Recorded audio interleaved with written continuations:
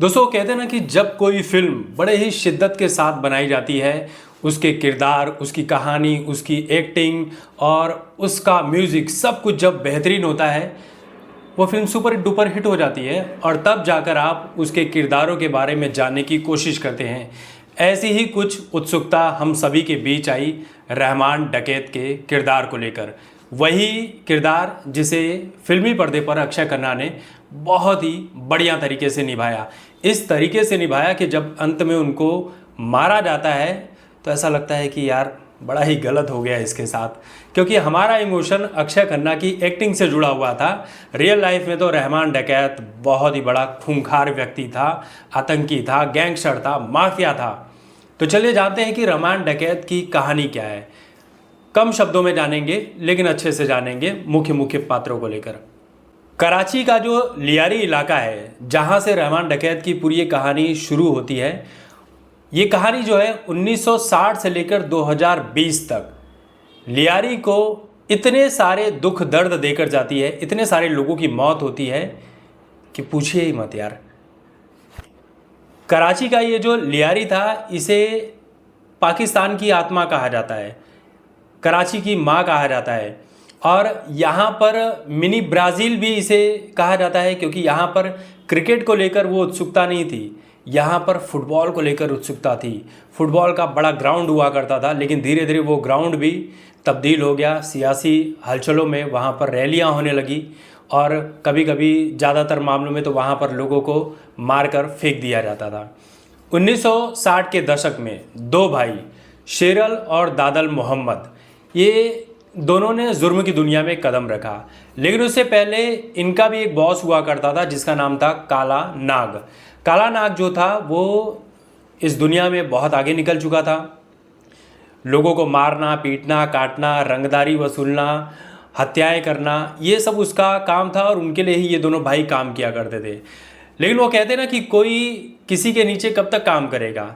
इन दोनों भाइयों को भी एहसास हुआ कि यार बस बहुत हो गया, अब हम खुद का गैंग बनाएंगे और अपने तरीके से काम करेंगे। फिर क्या हुआ, इन दोनों भाइयों ने मिलकर काला नाग को रास्ते से हटा दिया और काला नाग को ऐसे वैसे नहीं मारा भाई, बीच सड़क पर मारा और उसके बाद मारने के बाद उसकी गर्दन काटकर शहर के चौराहे पर लटका दिया। और ऐसा काम ये सभी के साथ किया करते थे ताकि इनका खौफ कायम हो सके। धीरे धीरे इनका सब कुछ चल रहा था। फिर ज़माना आता है 1990 के दशक का।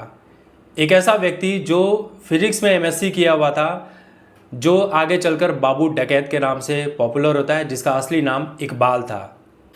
अब बाबू डकैत ऐसा व्यक्ति था जिसने दादल को बीच सड़क पर मार दिया और उसके बाद अपना सत्ता स्थापित करने का काम किया। लेकिन ये व्यक्ति जो बाबू डकैत था, ये भी ज़्यादा दिन चला नहीं, इसको लकवा मार गया जब पुलिस इसको गिरफ्तार करने पहुंची थी। अब उसके बाद जो है ये माहौल शांत हो गया कि लियारी का असली बादशाह कौन बनेगा, अगला शेर कौन होगा। तो 1980 के दशक में ही दादल का जो बेटा था, तो इसका पूरा नाम था सरदार अब्दुल रहमान बलोच। सरदार इसको अपने नाम के आगे लगाना बड़ा अच्छा लगता था, जो आगे चलकर रहमान डकैत के नाम से पॉपुलर हुआ, जिसने लियारी में जमकर आतंक मचाया। पहली बार 13 साल की उम्र में एक मामूली से विवाद के चलते इसने अपने पड़ोसी की चाकू घोंपकर हत्या कर दी। एक खौफनाक मंजर पैदा कर दिया वहाँ पर। फिर उसके बाद 1995 आता है, जहाँ पर इसने अपनी ही माँ का कत्ल करके उसकी लाश को पंखे से उसके घर में ही लटका दिया। इसको शक था कि इसकी माँ किसी राइवल गैंग के साथ मिली हुई है, उसके साथ पार्टनरशिप कर रही है। तो ये जब खबर पहुंची तो पता चला कि भाई ये कोई आम बंदा नहीं है, बड़ा ही जालिम किस्म का बंदा है। अब ये रहमान डकैत जो था वहाँ पर धीरे धीरे पानी का गैंग चलाने लगा, ड्रग्स का गैंग चलाने लगा, रंगदारी वसूलने लगा, ये सब सारी चीज़ें करने लगा। छिटपुट वारदातों से करते करते ये बड़ा माफिया वहाँ पर बन गया, इसका काफ़ी नाम हो गया था। लेकिन उससे भी पहले आते हैं कि ये जब इसने छोटी मोटी हत्याएँ की थी तो उस वक्त ये बच्चा हुआ करता था। राजनीति की दुनिया में या जुर्म की दुनिया में इसका कुछ खास नहीं था। अब हाजी लालू नाम का एक व्यक्ति था जो इसके पिता, इसके बाप दादल का पार्टनर हुआ करता था। तो इसने, हाजी लालू ने क्या किया कि रहमान को पालना पोसना चालू किया, जुर्म की दुनिया के तौर तरीके सिखाने चालू किए, जिसमें वो जाकर आगे एक्सपर्ट बन गया और ये काम करने लगा। लेकिन हाजी लालू जो था, एक बार एक फिरौती वाले मामले में झूठ बोल गया कि मैंने उसे ऐसे ही छोड़ दिया, किसी व्यक्ति को जिसका किडनैपिंग वगैरह किया था, और उससे कोई पैसे नहीं लिए, और रहमान को इसने किसी तरीके से जेल के सलाखों के पीछे भिजवा दिया। लेकिन जेल में रहते हुए रहमान को पता चला कि हाजी लालू ने उसके साथ धोखा किया है, जिसे वो अपने पिता के जैसा मानता था। उसने उसके साथ धोखा किया और 1 करोड़ रुपए की फिरौती की। अब यहीं से दुश्मनी की शुरुआत होती है। शुरुआत ऐसे होती है कि हाजी लालू के 7 बेटे थे, जिसमें एक नाम अरशद पप्पू था। अरशद पप्पू जो आगे चलकर रहमान डकैत का बहुत बड़ा प्रतिद्वंदी बना। इनकी दुश्मनी हुई, ये जेल से बाहर निकला रहमान डकैत, और हाजी लालू की भी मौत होती है। ये जो अरशद पप्पू नाम का व्यक्ति था, इसने पहले रहमान के चाचा को बड़े ही बेदर्दी से मारा, और ऐसे मारा कि फ़ोन किया रहमान को कि सुन ले अपने चाचा की चीखें। रहमान बोलता रह गया कि मेरे चाचा को छोड़ दे, मारना नहीं है, लेकिन उसने मार दिया।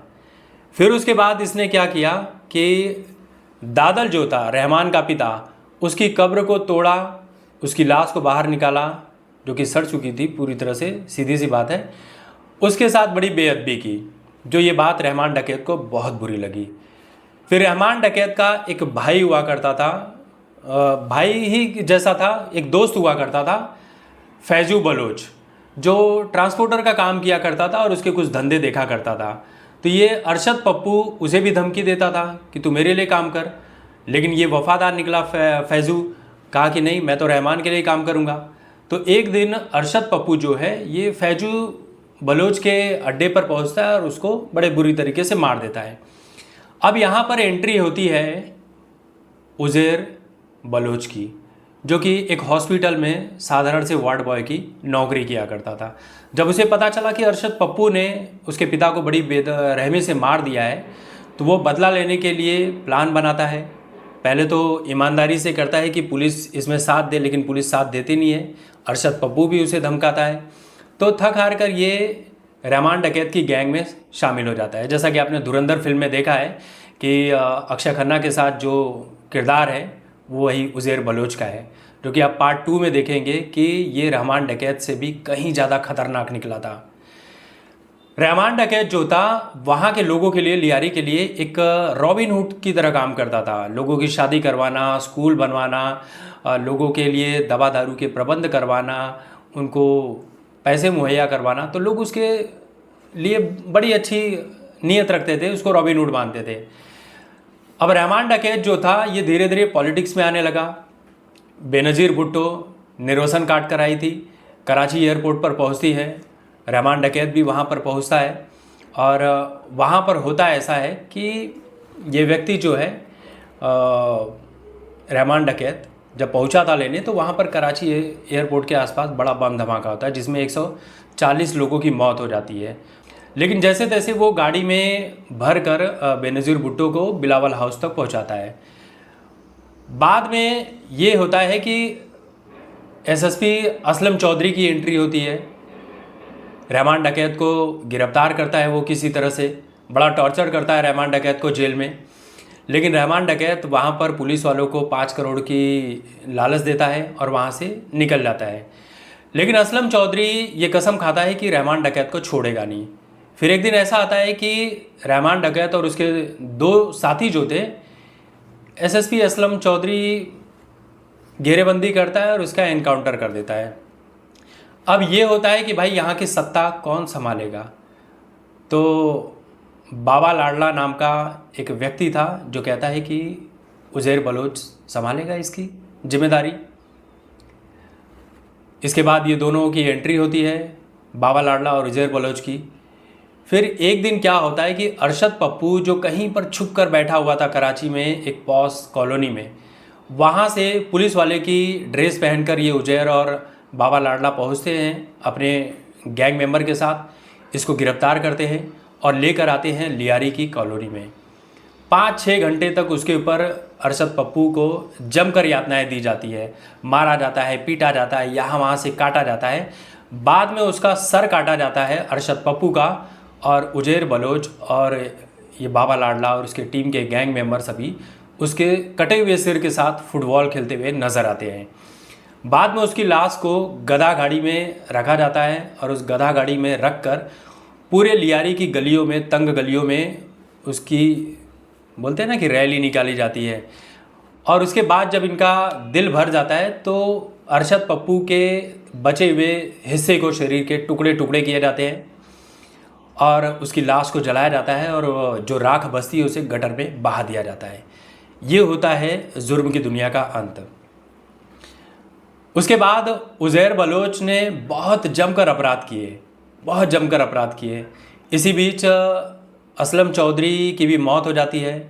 तालिबान के लोग उसे मार देते हैं। उसके घर के बाहर ही बम से भरा जो रहता है वो ले जाकर ठोक देते हैं और उसके घर पे मौत हो जाती है उसकी। फिर उसके बाद बाबा लाडला और उज़ैर बलोच के बीच भी घटना हो जाती है। एक दूसरे के दुश्मन बन जाते हैं।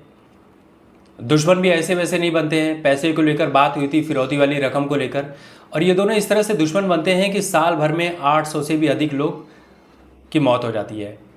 उसके बाद बाबा लाडला को भी जो पाकिस्तानी रेंजर है एनकाउंटर में मार गिराते हैं।